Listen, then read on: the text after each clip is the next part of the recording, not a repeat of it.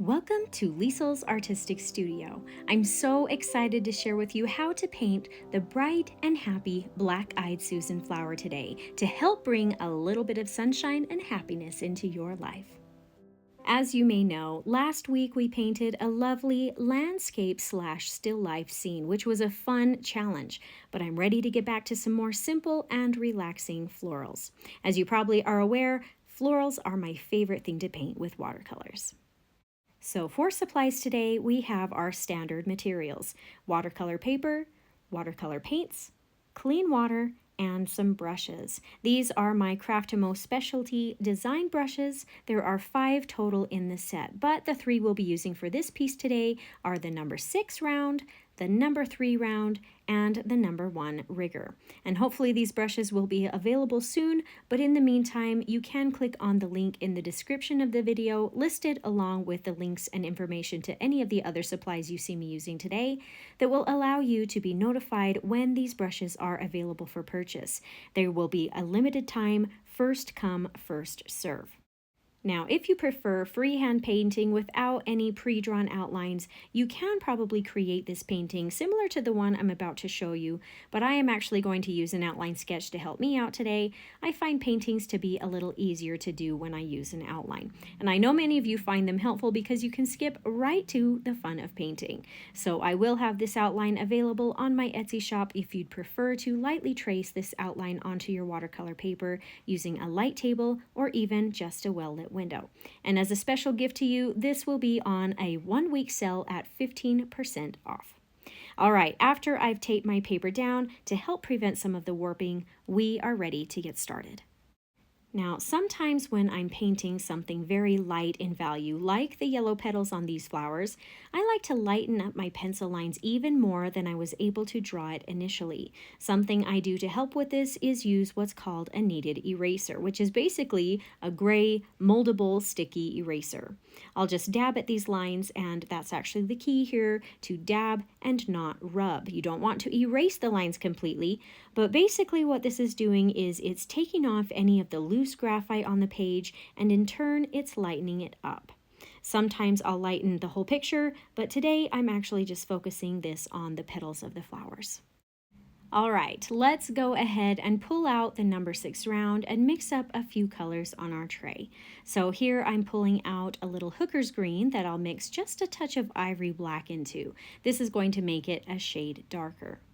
Then I'll mix up some hooker's green with a touch of ultramarine blue added in for a nice blue-green. And then we'll have just some pure hooker's green. And lastly, as an optional color, I'll have just a touch of dioxazine purple. Now, switching over to the number 3 round, let's start painting in these little wildflower-looking buds using some of this dark hooker's green and ivory black.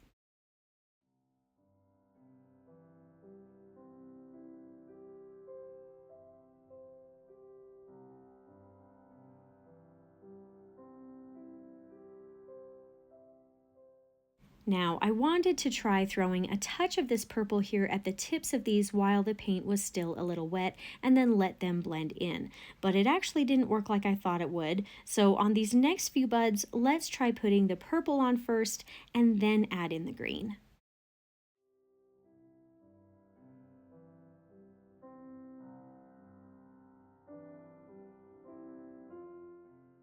Well, I think we almost got it, but this is still not quite right. That dark green is just a little bit too overpowering still. So this time, after we've painted the purple in, let's try using some of the lighter, pure hooker's green instead. And if you need to, you can water down the paint just a touch to lighten that value up even more.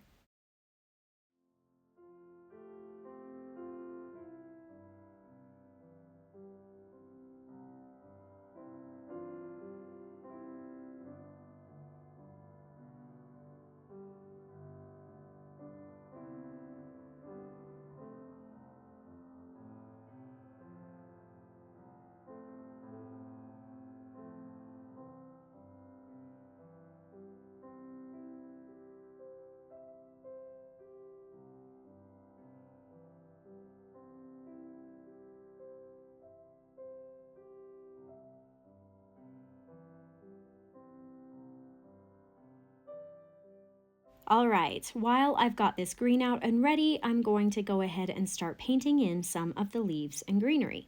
The first several blades of grass or small leaves, I'll just go ahead and paint in with this pure hooker's green. And you'll notice there is a lot of overlapping on this particular piece, so make sure you follow it all the way through. Now, as I also mentioned, you might be able to paint this in a more free-handed manner, but if I were to paint this free-handed, I actually would paint the yellow flower heads or the petals first, and then come back in and paint the greenery after that, working around the flowers. So just something to keep in mind, but since I'm using the outline, the order doesn't matter quite as much.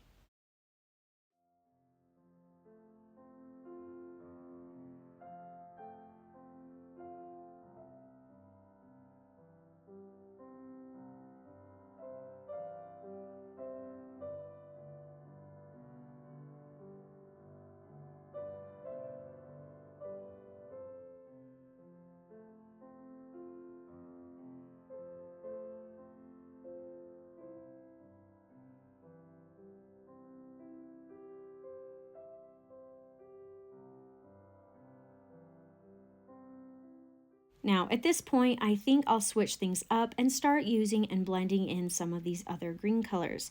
Now, there's not really a right or wrong way to do this. This is the part where you can just play around with and experiment with your artistic ideas and thoughts. So, to get you started though, a few possibilities you might enjoy trying would be to use some of the colors in their pure form, in the way that they're mixed on the tray, straight from the tray.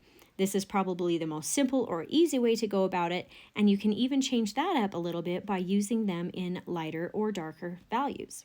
And then if you'd like to try some color blending for some added detail, you can paint the leaf or grass using one color to start, say maybe the hooker's green, and then start blending in one of the other colors, like maybe the blue-green, so that it changes it up a little bit and makes it more unique. I'll probably use both of these methods, some just with one color with maybe some different values, and some with some mixed colors to give it some variety. Now, as a side note, I am just painting the grass and leaves here, just wet on dry. You might notice me skipping around a little bit to allow sections to dry before I paint right next to it also, just to help prevent things from bleeding together. If you're enjoying my tips, my teaching style, and my painting style, I hope you'll consider subscribing if you haven't already, so I can continue to help you on your watercolor journey with the tutorials I put out each week.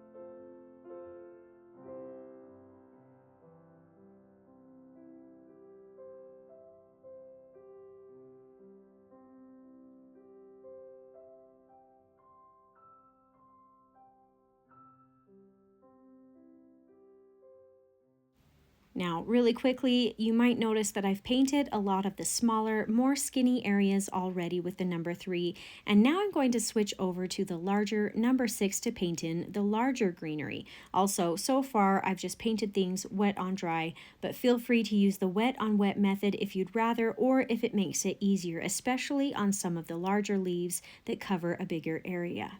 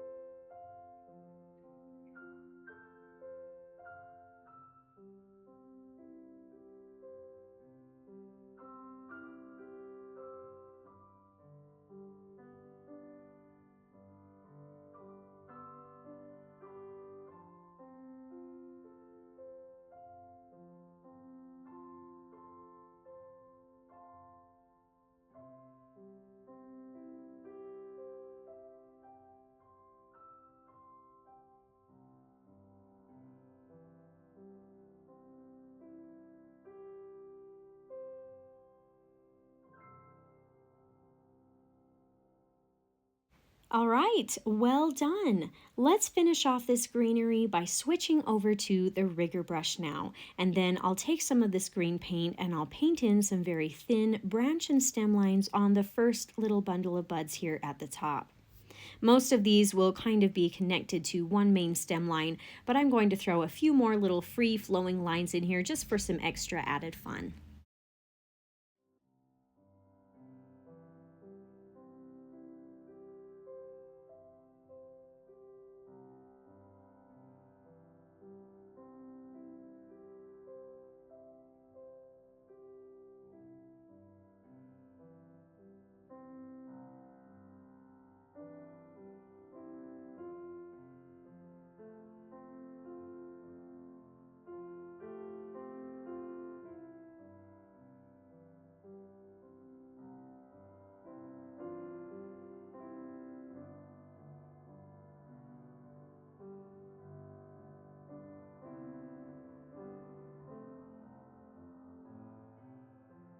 I'll add in some more stem lines in here for this other little larger leaf bundle at the top as well.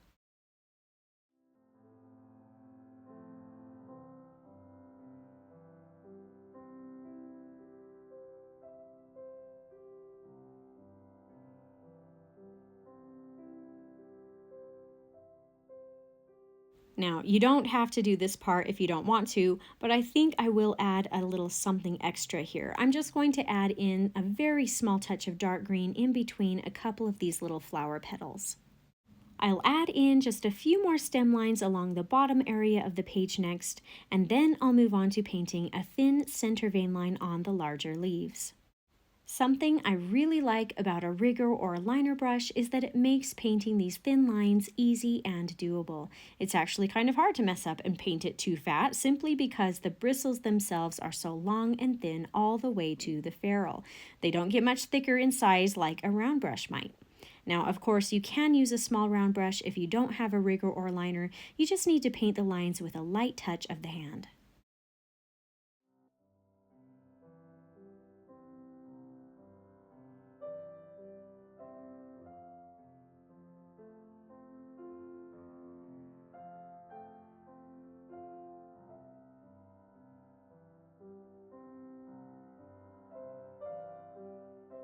Okay, that's it for the greenery. Now moving on to the fun part, painting in the flower heads. So let's switch back to the number 3 round again and get a little bit of ivory black on our tray to paint in the centers of the flowers first. Now I'm actually going to paint this center area wet on wet with water first before adding in the paint. Then after I've got the water on here, I'll take a touch of the black and begin painting it around the outside edge first, carefully adding it in closer to the center so that it spreads into the empty space a little bit. But we do want to leave an oval section white or without color. If you find that the paint has started spreading too far into the white area, rinse and dry your brush off and use the damp bristles to wipe out some of the spreading color. Feel free to do this a couple of times if you need to. I'm going to go ahead now and paint the rest of the flower centers in this exact same way.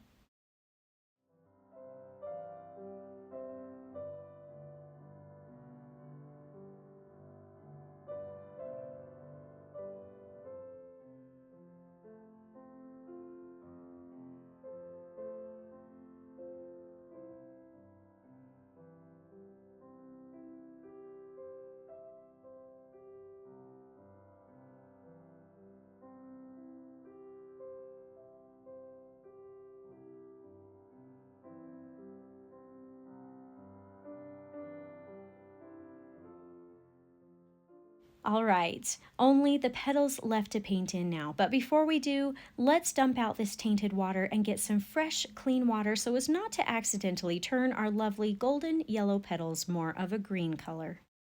Using the number 6 brush, I'll go ahead and get some of our petal colors on our tray. The main feature color will be Gamboge. I just love this color. It's bright, it's rich, and perfect for these happy flowers. Then I'll also take a little bit of this Gamboge and mix in a little cadmium red or even a touch of raw sienna to darken it up just a little bit and make it perfect for the shadow areas on the petals. Then I'll take some of that pure Gamboge color and paint in the petals. Nothing too hard here. If you've got a base outline drawing, you're really just painting within the lines. Now, you do want to be careful not to paint too much overlapping any of the green paint that's already on the page though. If your brand of paint has a more reactive quality to it, it could potentially bleed into the yellow. Now, after I've painted a few of these petals with this base color, I'll come in with a touch of the darker paint mixture and add a little bit at the center part of the petals and maybe even a little at the tips if you'd like.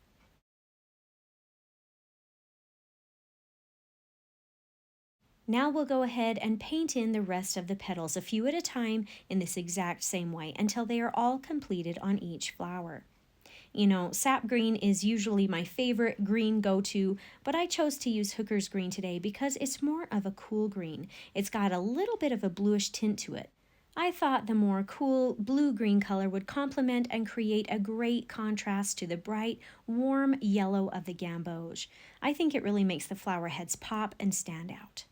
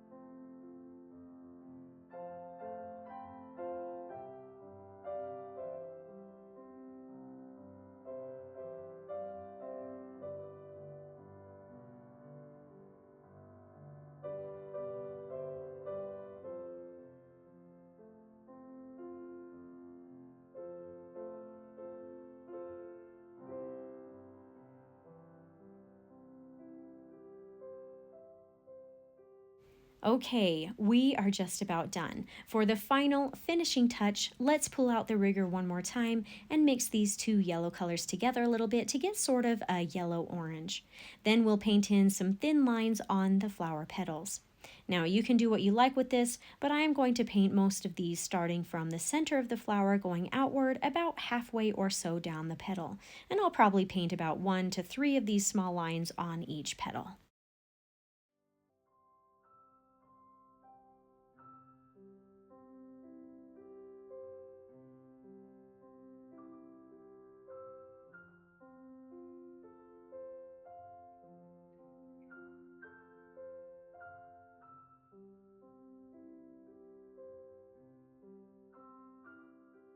Now, lastly, if pencil lines really bother you, you can wait until the painting is completely dry and use a good eraser to take off or lighten some of the lines. However, some may still be visible even with doing this.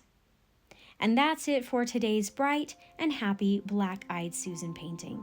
I hope you had some fun and maybe even learned something new. If you did enjoy this tutorial, please consider subscribing to my channel so I can continue to help you discover your artistic side.